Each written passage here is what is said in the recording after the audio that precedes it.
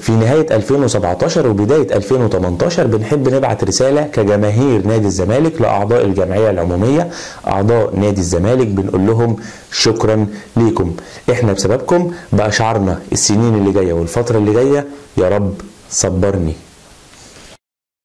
طبعا كلنا شفنا انتخابات نادي الزمالك اللي مستنيينها من 4 سنين، طبعا كلنا شفنا تخبط نادي الزمالك بعد الانتخابات إداريا وفنيا وثباته دائما وأبدا جماهيريا، طبعا كلنا شفنا صراع الإدارة من جميع أطرافها، طبعا كلنا شايفين وهنشوف ولسه هنعيش ونستمتع بما حققته الجمعية العمومية في انتخابات نادي الزمالك. قبل أي خوض في أي كلام بوجه في الأول عدة أسئلة لأعضاء الجمعية العمومية، ولو قدرنا نجاوب على الأسئلة دي هنطلع اللغز اللي كلنا حيرانين فيه. السؤال الأول: عضو الجمعية العمومية هو أنت أصلا زملكاوي؟ يعني مفيش فيكم أسر ادت العضوية لولادها وولادها أصلا طالعين أهلاوية؟ يعني مفيش فيكم أسر ولادهم في النادي الأهلي بيلعبوا ألعاب تانية؟ يا سيدي ما علينا من دي، ربنا فاتحها عليكم ومعاكم خير كتير ومنتشرين في جميع أندية مصر عادي. السؤال التاني: عضو الجمعية العمومية هو أنت أصلا بتحب نادي الزمالك؟ لا حب من بتاعنا ده، ولا مجرد نادي واشتراك وحمامات سباحة وقعدة بالليل وبيتزا وكريب والحاجات دي؟ السؤال التالت: عضو الجمعية العمومية هو أنت عاوز بطولات؟ لا يعني بتغير على النادي كده لما بيتهزم؟ يومك كله بيتقفل وبتعكنن وبتنام غضبان لما تشوفه بيتهان من فرق يعتبر ان هي اقل منه جماهيريا وماديا وكل حاجة؟ ولا عادي ما انا داخل طالع في النادي وفي رمضان بتسحر زبادي والبطولات تيجي على الهادي؟ السؤال الرابع: عضو الجمعية العمومية هو انت بتشجع نادي الزمالك في جميع بطولاته؟ متابعه يعني مثلا زي دول لما استقبلوا ابطال اليد؟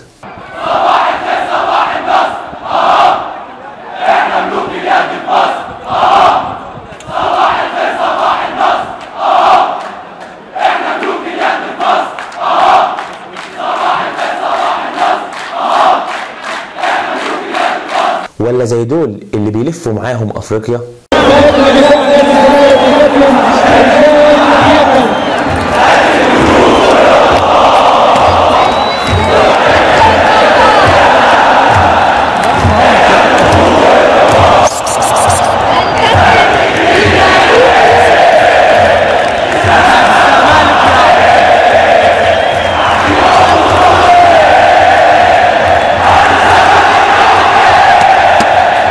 ولا زي دول في الصلاة؟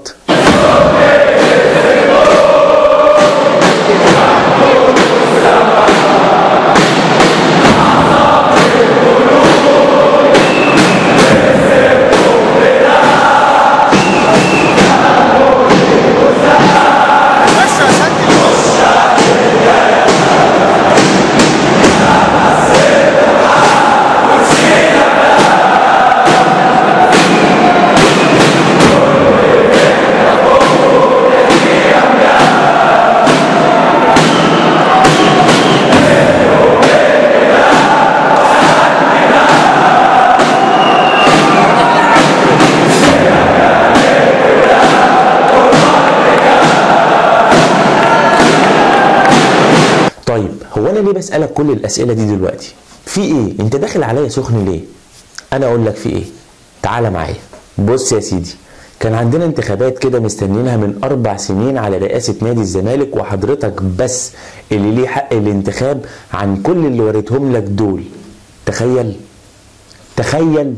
المهم الانتخابات دي كان فيها قائمتين، قائمة مرتضى منصور عاوز يكمل 4 سنين كمان ويفرض سيطرته كاملة على النادي، وقائمة أحمد سليمان عاوز يعمل حاجة جديدة لجماهير نادي الزمالك ويخوض التجربة ويحقق لهم أحلامهم، الله أعلم.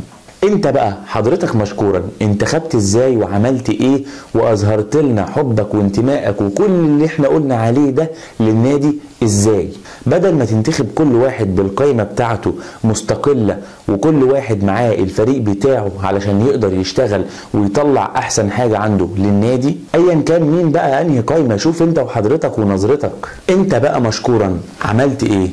جبت مرتضى منصور من هنا على هاني العتال من هنا وانت عارف ان الاتنين عمرهم ما هيشتغلوا مع بعض في مكان واحد، ورغم ان ده اتقال قبل الانتخابات، ولكن دماغك هيئت لك ان انت ممكن توفق راسين في الحلال، فده يبقى رئيس وده النائب بتاعه. شفت انت بتحب النادي ازاي؟ شفت انت عاوز استقرار للنادي ازاي؟ رحت برضو حضرتك مشكورا جبت عبد الله جورج من هنا، على اسماعيل يوسف من هنا، على علاء مقلب من هنا، اللي هو مرتضى طرده من النادي قدامك حوالي 3-4 مرات، على شريف الفار من هنا اللي هي اصلا اتفاجئت انها نجحت، يعني صحت من النوم استاذ شريف انت نجحتي، على مش عارف مين من هنا، على سجارة جابت جوان، وجوان جاب حباية، حباية جابت شريط، وانتهت الحكاية. انت متخيل انت عملت ايه في النادي؟ الموضوع مش سهل. طب انت متابع دلوقتي حالنا اللي وصلنا له؟ متابع فريق الكرة والكبير والصغير عمال يخبط فيه؟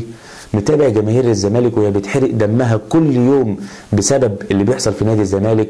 عدم الاستقرار، قضية هنا وقضية هنا، خناقة هنا وخناقة هنا.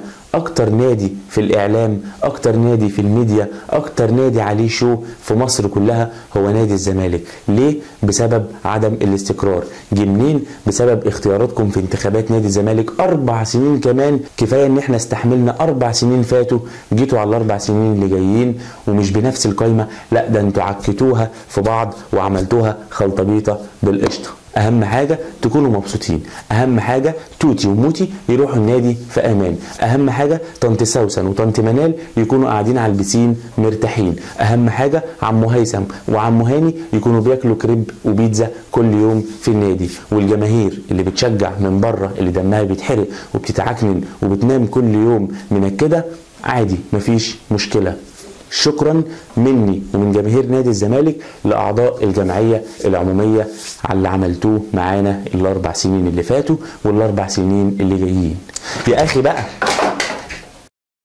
زملكاوي ابيض بخطين حمر، عاوز تتابع كل حاجة عن نادي الزمالك، اخبار اهرام جمهورية وفي قلب الحدث، هتعمل فولو للاكونت اللي قدامك على الشاشة ده، تنورني يا غالي. شكر خاص لكل مشجع زملكاوي مستحمل اللي بيحصل في نادي الزمالك غصب عنه لانه بيحب النادي وهيفضل معاه لاخر العمر. شكر خاص للمصور احمد مصطفى سنتياجو المصور الزملكاوي على الفيديوهات اللي احنا خدناها هنا. شكر خاص لصفحات شيكابالا، جاست زملكاوي، الزمالك نادي القرن، الزمالك اليوم، استاد زمورة.